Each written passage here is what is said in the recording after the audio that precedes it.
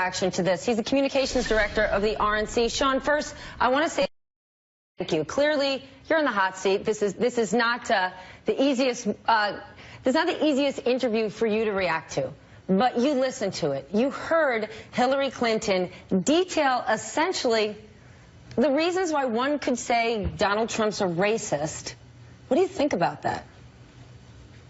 Well, honestly, I think it's somewhat desperate because, look, the Trump campaign is wrapping up probably the most successful second week that it's had this cycle, and Clinton's having the second worst campaign. It started last week when they started having to defend the Iran hostage swap ransom money, and then these allegations of the emails coming out and more quid pro quo, play for play with the Clinton Foundation. And so she's pivoting, and she's now going to start attacking Donald Trump and making up things. I mean, look at literally how desperate it is. She put in an ad yesterday trying to link white supremacists and racism. This is sort of a new low. Go ahead, Sean, whether it was a desperate act or not, all those things that she laid out that Donald Trump has said or done, were any of them incorrect? Well, I think the video that they put out yesterday was unbelievably over the top. I mean, I haven't seen anything like that in 30 years of politics. And the idea that people don't think that that's unacceptable. I mean, she went out, cherry-picked some people that have attended rallies or are supporting Donald Trump. I mean, I could equally have walked through Philadelphia during the DNC and found a bunch of people that have way outlandish, far left-wing, crazy ideas and done the same thing and made them answer for it, which I think we should probably do as well. I think the idea that they have gone to that level of desperation shows that they know that the polls are closing, and they know that their stale status quo message isn't resonating with the American people. Look, this is a change election. Hold on, Stephan. This is a change election, and I know that they are scared because the foundation and their scandals continue to pile up, and they know that that's not the message the American people want. She is hidden from the American people. She hasn't given a press conference. But you don't think these acts, you don't think her tactic is in line with Donald Trump? Donald Trump called Hillary Clinton a big. That's not desperate? Okay, and look at, but no, hold on, but you look at what she called him. Listen, it's funny, every time, hold on. If you're saying that Hillary Clinton is pivoting, I would like you to not pivot. Donald Trump called her a bigot. I guess I'm not pivoting. What I'm saying is that Hillary Clinton says a lot of things about Donald Trump. She puts out a video associating with outlandish things like the white supremacists and the KKK and tries to take that link. And then everyone says, well, look what Donald Trump says. Well, at some point, someone's got to look at what Hillary Clinton not only said, but what she's done in her record. She is pivoting because she recognizes this foundation is her Achilles heel. This is a weight around them. It is more pay for play, and they realize that they're in trouble. It is not outlandish to go after Hillary Clinton's health, for Rudy Giuliani to say, Google Hillary Clinton and health. That's not outlandish? No, what I'm saying is, how come every act Sean, that please answer my question. Is that not outlandish? No, what I'm answering is the fact that how come only Donald Trump and his supporters get held to one standard, and everything that Hillary Clinton and those people put out is literally washed by the wayside? There is an entire double standard when it comes to the level of attacks. The fact of the matter is that the AP story, without a doubt, went after Hillary Clinton. She has had one of the worst weeks ever, getting pummeled by the media for the foundation and her emails. So I don't really believe it's fair to say we don't take a look at Hillary. But I want to go back to Donald. He called Hillary Clinton a bigot. With all the things he could go after her for, do you agree with that? He called her a bigot? Well, I think what his point was is that the policies that she's supporting, he's out there trying to reach out to African Americans, reach out to all Americans, tell them about how there's a better way and a better empowerment. And her policies have kept people trapped in poverty, have allowed education standards to fall through the wayside. There's generations of Americans through their policies that have gotten nowhere. And she's attacking him. This is ridiculous. The fact of the matter is that it's Trump that's out there talking about making America better, lifting people out of poverty, giving them. That's the reality. What are his policies then? We know he reached out to the African American community this week, and he was saying things like, you walk outside, you can get shot. What are his actual policies? No, he actually had a conversation yesterday about small business lending, educational opportunities. And so there was a lot of discussion that's gone on about policies that he's laid out a policy on national security. He's laid out a policy on taxes. Though, in terms of when he's saying Hillary Clinton is a bigot based on her policies, what, in that same vein, are his policies? We're less than 80 days away from this election. I need to vote. What are his policies in terms of what he's going to do to help people in the inner cities with education, with jobs? What are those policies? Well, I just enumerated two of them. One is, I think he talked extensively yesterday with the group that he had about small business lending and how to make sure the capital. You just said he had a conversation. Stephanie, can I answer the question? You know what? At some point, you need to let me answer it if you want an answer.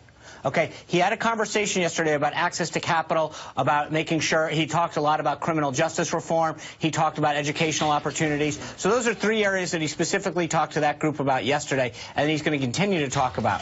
What are Hillary Clinton's policies? Because the ones that she's put forward so far have left every urban area. When you look at our urban areas in this country, whether it's Detroit, Boston, you name it, L.A., all run by Democrats, Chicago, for decades. Where's the murder rate the highest? Chicago. Who's it run by? Democrats. How long? At least 50 years. It's the Democrat and liberal policies that have trapped urban areas in a generational level of dependency. It's Donald Trump who's actually giving hope and talking about policies.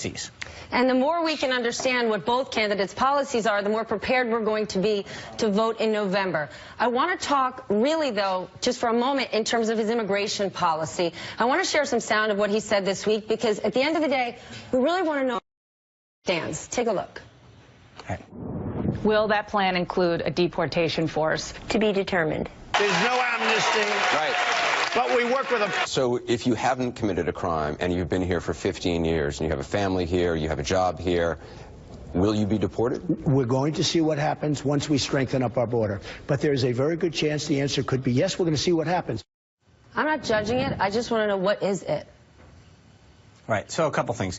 One is he's made border security the first and foremost thing. That's something that he's been very, very clear on, unequivocally. He's going to secure the border, build a wall, make sure that we ensure that we have a system of legal immigration that doesn't allow people to kind of come through a porous border. That's first and foremost the most important thing here, because I think regardless of the policy, if the border's open and people can just walk right in, it's not going to matter. Second, when it comes to those that are in here, two things. One, he's talked about that it's a very big problem. We have to be fair, firm, and humane. What does that mean? It means we have 11 million people that are in this country not legally. So number one, we have to look at the criminals that are here, make sure that that's the number one priority. Anyone who's committed a crime needs to go immediately. Second, people who deal with like visa overstays or whatever, they need to move. But he recognizes the depth and breadth of this issue and isn't going to just do it in a soundbite. He's talked about in the next couple of weeks he's going to let a comprehensive plan to do that. But he understands that, so he has been unbelievably consistent on both the border security piece and the recognition that there's 11 million people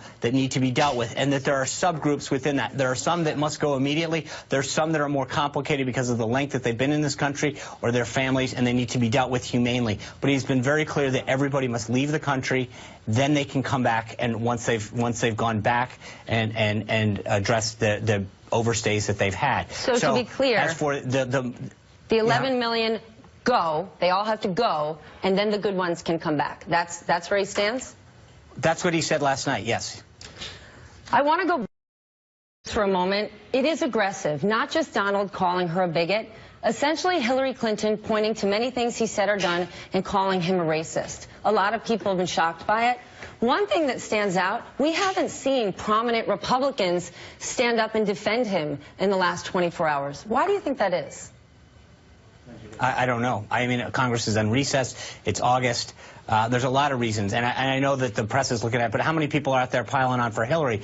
I mean, again, we always have to prove something. I think there are plenty of people who were out on television yesterday. There were things on Twitter that were going on social media. So I think that when people want to look for a problem in the media, they tend to find it. But again, I think that we're held to a double standard. I didn't see a ton of people coming out yesterday and saying, Hillary's right, Donald Trump's a racist. This was ridiculous. She was over the top. She knows that she's desperate. She knows she's up against, that the polls are closing, and that the race is tightening in the final 73 days, and she's going to throw everything at the wall. I was a little shocked that they went this negative that early. But again, I think that when they've realized that we've continued to have 2 really good weeks and the number of weeks that they've had very poorly, I get it, that they had to go this negative that quickly. But I mean, Paul Ryan, John McCain. John McCain is in the middle of a race himself. One could make the argument he should stand up and stand behind Donald Trump and say, my candidate is absolutely not a racist. For Republicans out there, I'm guessing it would be concerning. What does the party think if they're not getting behind him when Hillary Clinton comes after him so strong? Well, one could also think that, as you Sorry, I pointed don't out, mean John strong, McCain I mean has a race. aggressively. Right. But again, I think one could also point out that, as you noted, John McCain has a race, and he's focused on getting back to the Senate to serve the people of Arizona again. So one could also equally assume that. Look, we're out there. You and I are talking about this. I think you did see a lot yesterday. So I think to say that there wasn't pushback is a bit over the top, and I think you're going to continue to see. I got to ask you, before we go, you're a communications guy, a strategy guy. First, do you think Hillary Clinton, not policies, do you think Hillary Clinton's a bigot? No, I mean, I think some of the policies that she supported have not helped the African American, but I think anybody who knows me, I just don't tend to use certain words. But again, I'm not, so I don't, that's not something that I might personally say no. If you were advising Mr. Trump, is that even a smart attack on Hillary? I mean, she's a candidate that we know has many unlikable features. Why go after saying she's a bigot? Many people have said it just doesn't make sense. Well, I think he looks at what she has said about him, and he's looked at the policies, and he's concluded that this is how he's going to label her. That's up for him. He's running for president of the United States. I personally believe that Donald Trump, offers vision for this country. Hillary Clinton, frankly, you know what you're getting with her. She's a C-level player. Your dreams and your aspirations in this country aren't ever going to be achieved, right? You know that it's going to be the status quo. There's not a lot to go. I think Trump offers America a better vision. He's not going to put up with a government that doesn't serve the people, and I think he offers a level of vision and change that this country is yearning for, and I think that that's where a message that I think could really win for us. All right, well, both candidates have their work cut out for them. So do you. Sean, I apologize for interrupting you earlier. Clearly, this is a very heated time. Thanks, Stephanie. Sean Spicer from the RNC.